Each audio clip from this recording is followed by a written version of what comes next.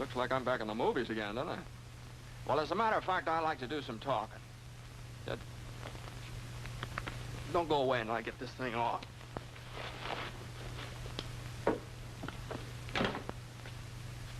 Now, it isn't as if it was a chore for me to talk to you because I want to speak on my favorite subject, the Army Air Forces. I can't speak from long experience. I've only been in the service a year, but I've learned a lot about what the Air Forces have to offer. That's what I want to talk to you about. Right now, the greatest mass mobilization in the history of the world is taking place. Men from cities, towns, farms, married men and single men, brothers, sweethearts, husbands, fathers and sons, businessmen and workers from the factories, and students from colleges and high schools all over America. They're mobilizing, joining up, or having their numbers pulled out of a fishbowl. And this war we're fighting today and tomorrow and the next day until we win is a war of the air. The whole world knows that. Our factories know that. So, interceptors, pursuit ships, light bombers, medium bombers, and flying fortresses are rolling out of those factories. 65,000 fighting planes this year, 100,000 fighting planes next year. And to keep them flying, 2 million men. Now that's where you come in. The Army Air Forces need 15,000 captains, 40,000 lieutenants, 35,000 flying sergeants. Well, how about it? Well, let's talk it over. Now, make no mistake about this thing, fellas. We're all going to be in this war soon, sooner than a lot of you realize. And nearly all the officers of this great Army Air Force that they're building today are going to be drawn from the ranks of you men, from high schools and colleges, those who join as aviation cadets now. Well, now, before I go any further, are there any questions? Yeah, sure, I've got a question. Okay, shoot. Well, I'd like to join up, but I've got about a year of college left, and I'd kind of like to get that diploma. Well, why not? The Air Forces want you to get your diploma. Fellas like yourself, either in high school or college, can enroll in the Air Force Reserve, continue with your studies, and at the end of the term, or when you get your diploma, you'll be taken in as a regular cadet, if you pledge now. Well, thanks. Okay, don't mention it. Hey, I'd like to make the Air Force, but I'm no brainstorm. My grades aren't exactly what they should be.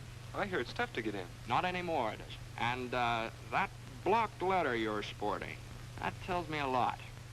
Basketball, football, baseball, or some activity where coordination, control, and the ability to work together with the rest of the team, that's important. The same in the Air Force. They're one big team, and they need men who can pull together and play the game. So, you and your teammates should be a cinch in this, the biggest all-American team we've ever had. Now, here's a fellow who works in a filling station. He looks as though he's got something special on his mind. Say, how about it, fella? You know, I've been interested in the Air Forces for quite a while. But I'm 26 years old and got a wife, and haven't had a chance for too much education. What about me? Well, from where I'm standing, you look like you're ready to sprout wings any minute. Hey, wait a minute. You see, formal education is no longer a basis for determining a man's intelligence in the Air Forces. And married or not, you'll receive $75 each month while training, and board and lodging, and all the necessary uniforms and equipment. And you have as much chance as the next fellow of becoming one of those 15,000 captains and 40,000 lieutenants or 35,000 flying sergeants I was telling you about. Yeah? Say, that sounds great. I think I'll go and phone my wife. I'd like to get something straight in my mind. I'm one of those high school students you've been talking about, but I'm not old enough. I wasn't planning on going to college, so... Well, where does that leave me as far as the Air Force is concerned? Fella, you sound like the forgotten man.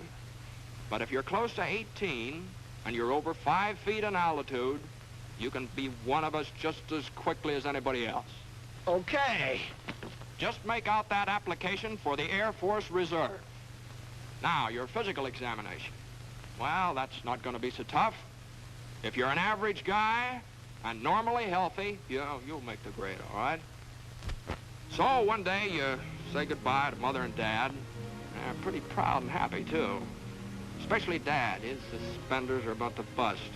Yeah, you say goodbye to Sister Jane, and maybe Aunt Minnie. Oh, yeah, Uncle Ben, and Brother Joey. And those first few steps down the walk are the beginning of a great adventure. Oh, wait, just wait a minute now.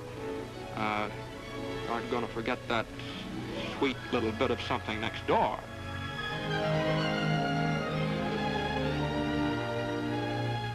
And you're on the train with a lot of other fellas, probably many from your own school or neighborhood.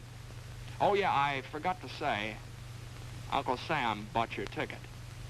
And your destination reads any one of a number of reception centers, maybe in California, maybe down in Texas.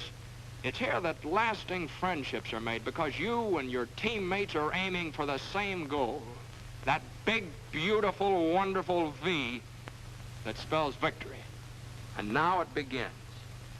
Now, here's a sort of a composite picture of what happens to you in the first few weeks of your aviation cadet training. Now, you find your room, meet your roommate, get a haircut, Army style, and try on a new pair of shoes and a new uniform that really fits. Then, time to eat. Those chops are on the fire. Eat with a few hundred other guys just as hungry as you are. In ground school, officers with years of experience patiently explain what makes them fly. And then one day, when class is over, you get all rigged out in what the well-dressed birdman will wear. You feel like quite a guy as you meet your flying instructor. But always in your memory will be the thrill of that first beautiful morning when you took off for the first time. Now, what you're going to see next isn't considered exactly a part of the regular training course. But you're a chump if you don't include it in your curriculum.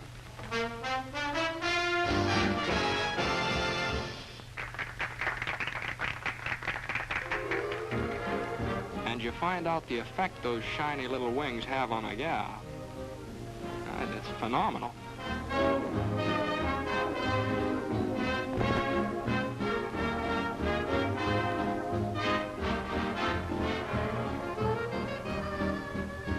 And now, mister, take the air. And he did. Well, time has marched on.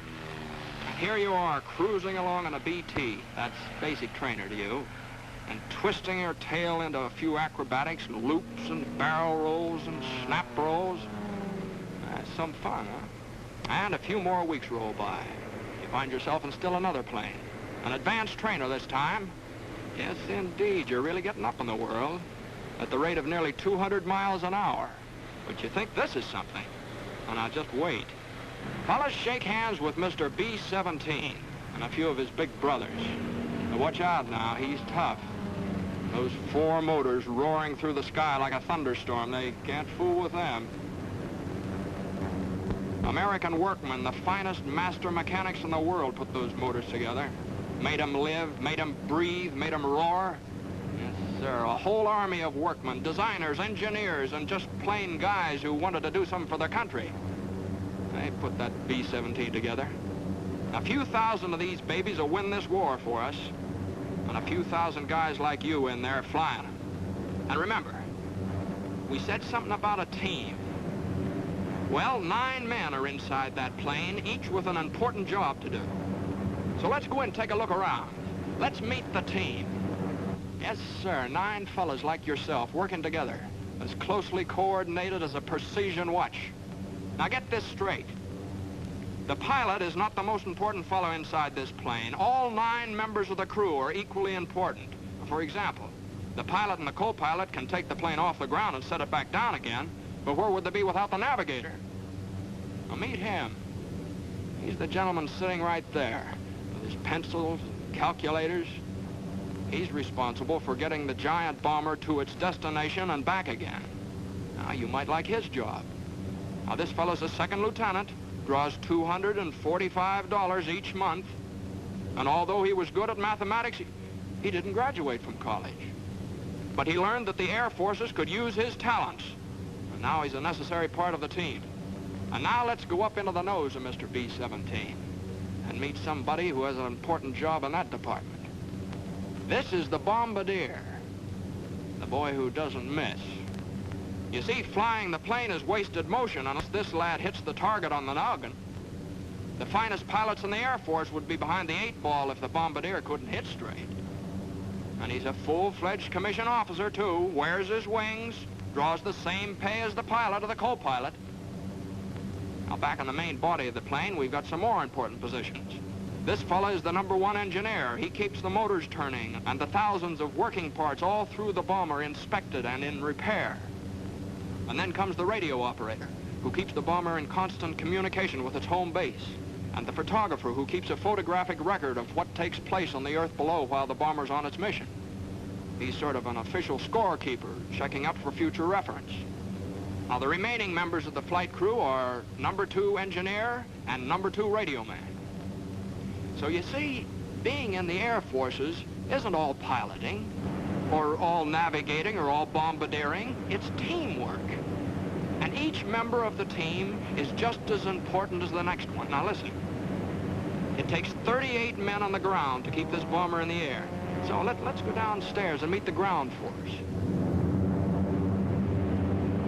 Jobs? Why, there's one to fit every kind of fellow who wants to play on this all-American team. Meet the armament officer. Now, he's in charge of 12 bombers, more or less like the one we just looked over. It's his job to see that the bombs are loaded and the machine guns, and a general all-around checkup.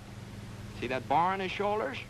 Well, he ranks just the same as the pilot or the co-pilot or the navigator or the bombardier. And to get this fellow's commission, a little engineering or physics in college would be a great help. Flight plane will follow after departure. And there's a fellow whose job takes a back seat to nobody, the communications officer. Those bombing and fighting planes up there, they depend on his work. He's part of the team. And how does a fellow get a sign like that on his door? Well, engineering officer Captain C.D. Burns had 3 years of college. He studied aerodynamics, and those qualifications quickly awarded him his commission. He's in charge of all mechanical details and has a full crew of technically trained enlisted men to supervise. Now, another opportunity for you specially minded fellows is to be a meteorologist. If you do, you'll be assigned to a post where all military missions will be guided by your reports. Yep, and you'll get those gold bars, all right, after 30 weeks free training in some leading technological institute. Photographers and chemists. Now, there's a spot for you on the team, in charge of one of the hundreds of fixed or mobile photographic laboratories the Air Force must have. Now, this job, too, gets you a commission as an officer. So, whether you're flying a plane as a pilot or a co-pilot, charting its course as a navigator, acting as bombardier, or in any one of the many technical jobs in the air or on the ground, wherever it is in the United States Army Air Forces, you're part of a team. Now, remember that. So listen to the roar of those motors, young men of America, and heed their call. Soon the skies will be filled with the greatest air armada the world has ever seen. Our own Army Air Forces. The best planes ever built. 65,000 planes this year. 100,000 more next year. That's why we'll lick the Axis. And that's how we'll lick the Axis. Your commission in the Air Forces is waiting. You don't have to have a diploma to become an officer. Join now on the enlistment reserve basis, and then finish your present school or college term before you're called upon for actual duty. If you're between the ages of 18 and 26, with a good bill of health, you can make as high as $245 a month, and with a bonus of $500 for each year of service in the Air Forces. Or if you become one of those 15,000 captains we need right away, you'll receive $430 a month while you serve your country. And you'll be well trained for a good job in civilian life when this war is won. Now, here's another thing. Now, it's kind of hard to explain, but believe you me, it's important. You see, while you're getting all this wonderful technical training in the Air Forces, you're learning about other things, too. Things that are going to pay off in big dividends. You're learning to be alert. You're learning how to handle men and how to do that job with a lot of pride. Yeah. You're learning about courage, too. But you'll know what I mean, and I hope soon, because the Air Forces are proud to think that you might be with them. And by the time you finish your training, America will have overwhelming superiority in the air. You see, the way the Air Forces feel about it, they're fighting and they're flying for the safety of our people at home, our mothers and fathers and our sisters and brothers, and to keep the terrible war of destruction that swept Poland and Belgium and Holland and blasted homes of good people in London and Coventry and maimed hundreds of innocent women and children in Nanking and Burma and Bataan Peninsula and Pearl Harbor. To keep that war from our own shores, our cities and our homes. The roar of 100,000 motors sing their song, and theirs is a song of freedom, and their wings outstretched in the cause of decency. And each spinning prop drones in vengeance against those who would destroy our way of life. But somebody's got to fly 'em. A lot of somebodies have got to fly 'em. Now, this is your place. This is where you'll serve America best. Young men of America, your future's in the sky. Your wings are waiting.